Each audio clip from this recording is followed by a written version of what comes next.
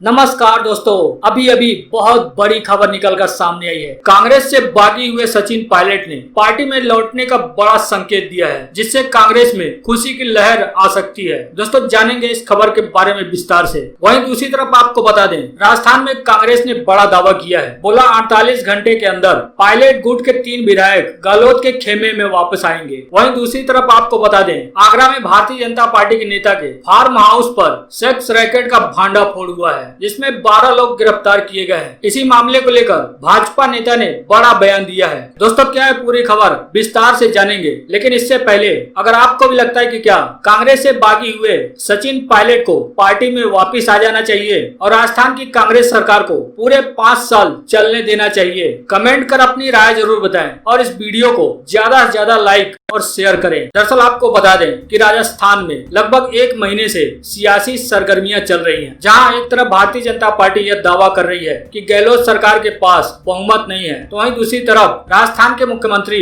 अशोक गहलोत ये भी दावा कर रहे हैं कि उनके पास पूर्ण बहुमत है। इसी को लेकर अशोक गहलोत ने पिछले दिनों राजस्थान के राज्यपाल से विधानसभा का सत्र बुलाने का आग्रह किया था, लेकिन उस दौरान राज्यपाल ने विधानसभा का सत्र बुलाने का आग्रह को स्वीकार नहीं किया था। हालांकि वैसी खबरें आ रही हैं कि राज्यपाल ने सत्र बुलाने को लेकर कुछ शर्तें रखी हैं। वहीं इसी गहमागमी के बीच कांग्रेस से बागी हुए सचिन पायलट ने कांग्रेस से सुलह के संकेत दिए हैं। सचिन पायलट ने फेसबुक पोस्ट के जरिए यह बड़ा संकेत दिया है। दरअसल आपको बता दें कि राजस्थान में मुख्यमंत्री अशोक गहलोत और पूर्व डिप्टी सीएम सचिन पायलट के बीच वर्चस्व की लड़ाई बीते दिनों से सामने आ रही है। इसके बाद से पायलट को लेकर कई तरह की अटकलें भी लगाई गई। ऐसी भी खबरें निकलकर सामने आई कि पायलट भारतीय जनता पार्टी में शामिल हो सकते हैं। हालांकि इन अटकलों के बाद पायलट गुट ने इन अटकलों को खारिज कर दिया था, लेकिन इन सब के बीच ही अशोक गहलोत और उनके में नाराजगी सामने आती रही। लेकिन अब राजस्थान के दोनों दिग्गज नेताओं में टकराव के बीच अब कांग्रेस को कुछ बेहतर संकेत मिले हैं। दरअसल आपको बता दें कि सचिन पायलट ने सोशल मीडिया प्लेटफॉर्म फेसबुक पर, जो सचिन पायलट का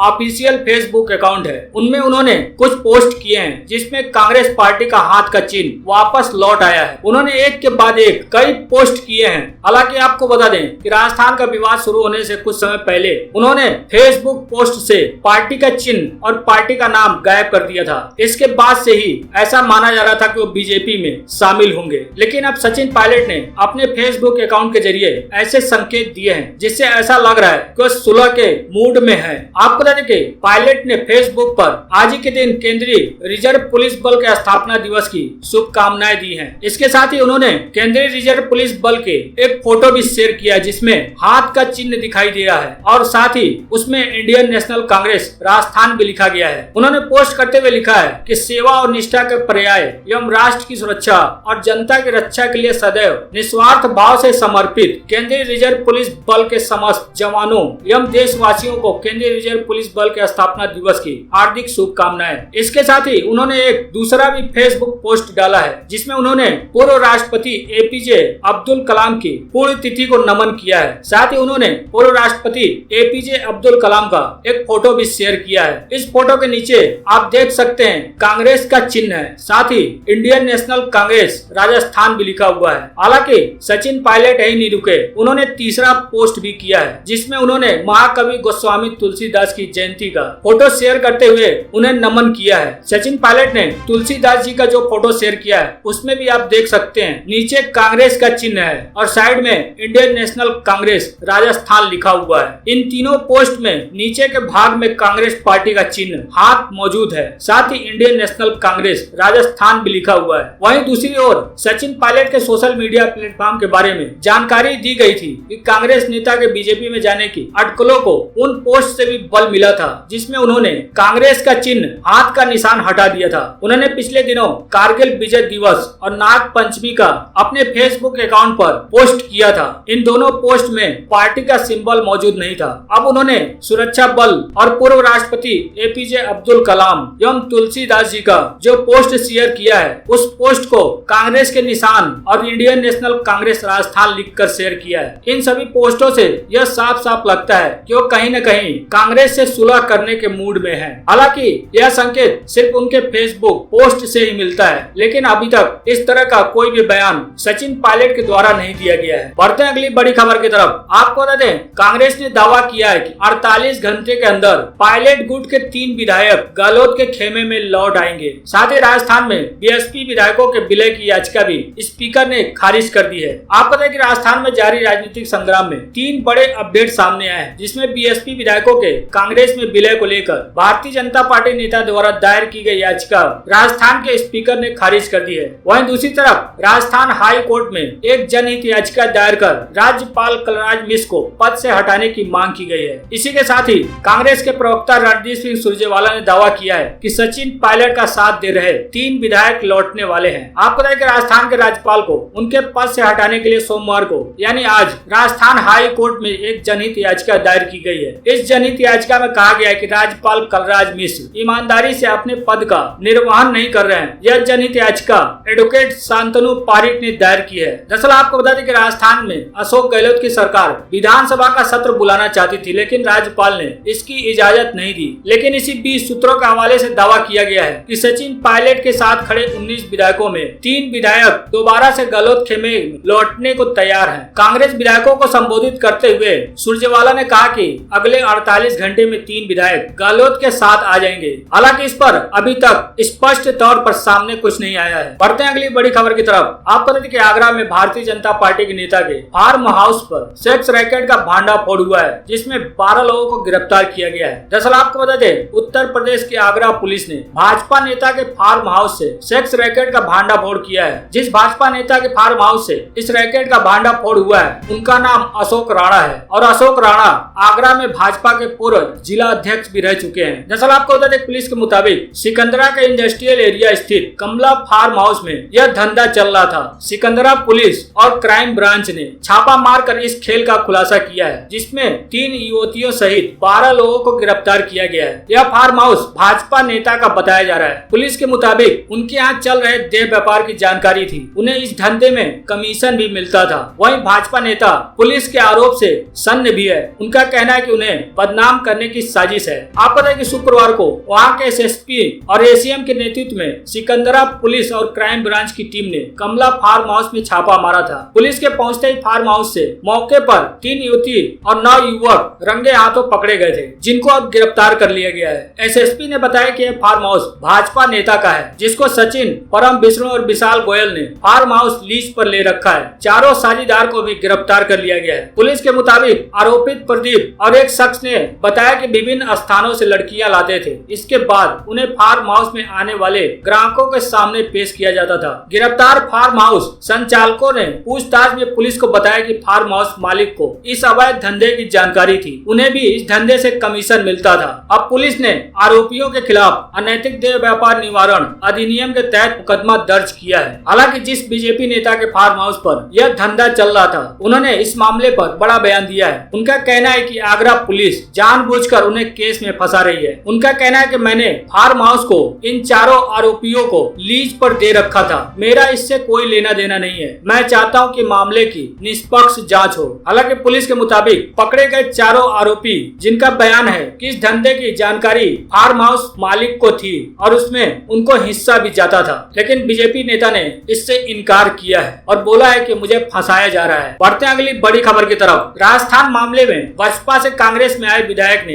बड़ा बयान दिया है। बोला बीजेपी के कहने पर बीएसपी कर रही है सब कुछ। आपको बता दें कि पूर्व में बीएसपी और अब कांग्रेस के विधायक लखन मीणा ने आज राजस्थान के सियासी घटनाक्रम के बीच बीजेपी पर निशाना साधा है। दरअसल आपको बता दें कि बहुजन समाज पार्टी ने पिछले साल कांग्रेस में शामिल होने के लिए पार्टी छोड़ने वाले 6 विधायकों को विधानसभा में शक्ति परीक्षण के दौरान यानी फ्लोर टेस्ट के दौरान गहलोत के खिलाफ मतदान करने को लेकर पिछले दिन व्हिप जारी किया है। इस पर लखन मीणा ने बीएसपी पर सवाल उठाते हुए कहा है कि बसपा को 1 साल बाद हमारी याद क्यों आई। उन्होंने कहा कि हमने जो किया कानून के आधार पर किया। विलय के लिए 2/3 विधायक चाहिए होते हैं, हम तो सारे 6 विधायक कांग्रेस में आ गए थे। उन्होंने आरोप लगाया कि बीएसपी भारतीय जनता पार्टी के कहने पर यह सब कर रही है। उनका कहना है कि यह कांग्रेस की चुनी हुई सरकार को अस्थिर करने की कोशिश है। मीणा ने कहा कि हमने जो किया वो अपने क्षेत्र के विकास के लिए किया। साथ ही उन्होंने कहा कि हमने जो निर्णय किया था उसके बारे में उस समय बीएसपी प्रमुख मायावती जी को बता दिया था। उन्होंने बहुजन समाजवादी पार्टी पर साफ साफ आरोप लगाया है कि बीजेपी के कहने पर बहुजन समाजवादी पार्टी सब कुछ कर रही है। बढ़ते हैं अगली बड़ी खबर की तरफ। आपको बता दें अशोक गहलोत ने राजस्थान का संकट सुलझाने के लिए प्रधानमंत्री और राष्ट्रपति का दरवाजा खटखटाया है। आपको बताइए राजस्थान में जारी राजनीतिक संकट अब प्रधानमंत्री और राष्ट्रपति के दरवाजे तक पहुंचता दिख रहा है, क्योंकि मुख्यमंत्री अशोक गहलोत ने आज खुलासा किया कि उन्होंने प्रधानमंत्री नरेंद्र मोदी से बात की है, उन्हें राज्यपाल और राज्य सरकार के बीच के गतिरोध से अवगत कराया है। उनका कहना है कि इस बीच कुछ विधायकों ने राष्ट्रपति को ज्ञापन भेजकर राज्य में संकट को हल करने के लिए हस्तक्षेप करने का भी अनुरोध किया है। विधायकों द्वारा जो ज्ञापन राष्ट्रपति को सौंपा गया है उसमें राजस्थान में चुनी गई लोकतांत्रिक सरकार को गिराने के लिए भाजपा द्वारा विधायकों की कथित तौर पर खरीद फरोख्त के बारे में राष्ट्रपति को बताया गया है। गहलोत ने होटल में ठहरे विधायकों से बातचीत करते हुए कहा कि मैंने प्रधानमंत्री मोदी से बात की है और उन्हें राज्यपाल के व्यवहार के बारे में भी बताया है। मैंने उनसे उस पत्र के बारे में भी बात की है जो मैंने उन्हें एक सप्ताह पहले राज्य में विधायकों की कथित तौर पर खरीद फरोख्त के बारे में अवगत कराते हुए भेजा था। गहलोत का कहना है कि पहली बार ऐसा है कि राज्यपाल ने विशेष विधानसभा सत्र बुलाने के लिए निर्वाचित सरकार के प्रस्ताव को खारिज कर दिया है। इन्हीं से मामले को लेकर राजस्थान के मुख्यमंत्री अशोक गहलोत ने राजस्थान का संकट सुलझाने के लिए प्रधानमंत्री और राष्ट्रपति का दरवाजा खटखटाया है। बढ़ते हैं अगली बड़ी खबर की तरफ। लद्दाख में अभी भी तनाव जारी है। चीन ने हिमाचल से लगी सीमा पर 20 किलोमीटर लंबी रोड बना ली है। दरअसल आपको पता है कि लद्दाख में LAC पर चीन के साथ हिंसक झड़प हुई थी। इसके बाद तनाव कम करने की कोशिशों के बीच अब चीन हिमाचल प्रदेश से लगी सीमा पर सड़क निर्माण कर रहा है। हिमाचल प्रदेश के किन्नौर जिले का कुन्नू चारंग अंतिम सीमावर्ती गांव है, जहां के ग्रामीणों ने चीनी क्षेत्र में रेकी करने के बाद यह दावा किया है कि पिछले 2 महीने में चीन ने सीमा के करीब 20 किलोमीटर लंबी सड़क का निर्माण कर लिया है। आपको बता दें कि मोरंग घाटी के क्षेत्र के आखिरी गांव कुन्नू चारंग के ग्रामीणों का यह दावा है। चीन रात के अंधेरे में तेज गति से खेमकुल्ला पास की ओर सड़क का निर्माण कर रहा है। चीन की तरफ से रात के समय ड्रोन भी आ रहे हैं। लोगों ने चीन की तरफ से करवाए जा रहे सड़क निर्माण के नो मैंस लैंड में होने की आशंका जताई है। वहीं वहां के पुलिस अधीक्षक राणा ने सीमावर्ती गांव में ड्रोन आने की पुष्टि भी की है। सड़क निर्माण को लेकर उन्होंने कहा कि इसकी लंबी सड़क कम समय में नहीं बन सकती।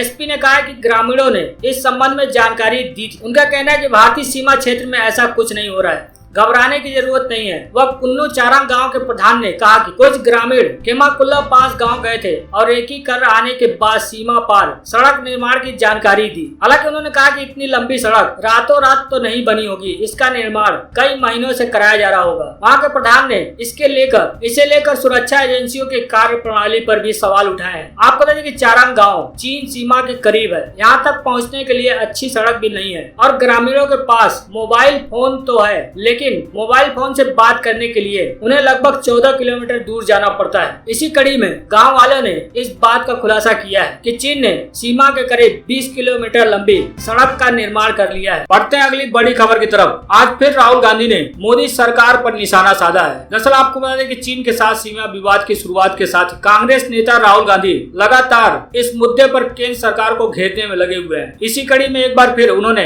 अपने वीडियो सीरीज के अगले भाग के जरिए सरकार को घेरा है और कहा है कि वह चीन की घुसपैठ पर झूठ नहीं बोलने वाले हैं, चाहे उनका राजनीतिक जीवन ही क्यों न खत्म हो जाए। साथ ही उन्होंने कहा कि चीनी सैनिकों की भारतीय सीमा में घुसपैठ को नकारने और इस विषय पर झूठ बोलने वाले देशभक्त नहीं है। उन्होंने एक वीडियो जारी करते हुए कहा कि एक भारतीय होने के नाते मेरी पहली प्राथमिकता देश और इसकी जनता है। उन लोगों के बारे में आपका क्या ख्याल है जो कहते हैं कि प्रधानमंत्री से चीन पर आपके सवाल भारत को कमजोर कर रहे हैं? उनका कहना है कि ये एकदम साफ है कि चीनी हमारे इलाके में घुस गए हैं। यह बात मुझे परेशान करती है और इससे मेरा खून खौलने लगता है कि कैसे एक दूसरा देश हमारे इलाके में घुस आया। राहुल गांधी ने कहा कि अब आप एक राजनीतिज्ञ के तौर पर चाहते हैं कि मैं चुप रहूं और अपने लोगों से झूठ बोलूं, तो ऐसा नहीं होने वाला है। उनका कहना है कि मैंने सैटेलाइट की तस्वीरें देखी हैं और पूर्व सैन्य कर्मियों से भी बात की है। अगर आप चाहते हैं कि मैं झूठ बोलूं कि चीन इस देश में नहीं घुसे हैं, तो मैं झूठ नहीं बोलने वाला हूं। उनका कहना है कि स्पष्ट कर दूं कि मैं ऐसा नहीं करने वाला हूं, चाहे मेरा पूरा भविष्य डूब जाए, लेकिन मैं झूठ नहीं बोल सकता। दरअसल आपको बता दें कि लद्दाख में LAC पर पिछले कई हफ्तों से तनाव बना हुआ है। दोनों देशों के बीच कई दौर की बातचीत भी हो चुकी है। इसके साथ ही चीन ने अपने सैनिकों को पीछे हटाने पर भी सहमति जताई थी, लेकिन राहुल गांधी का सीधे तौर पर कहना है कि चीन अभी भी भारत के सीमा पर डटा हुआ है।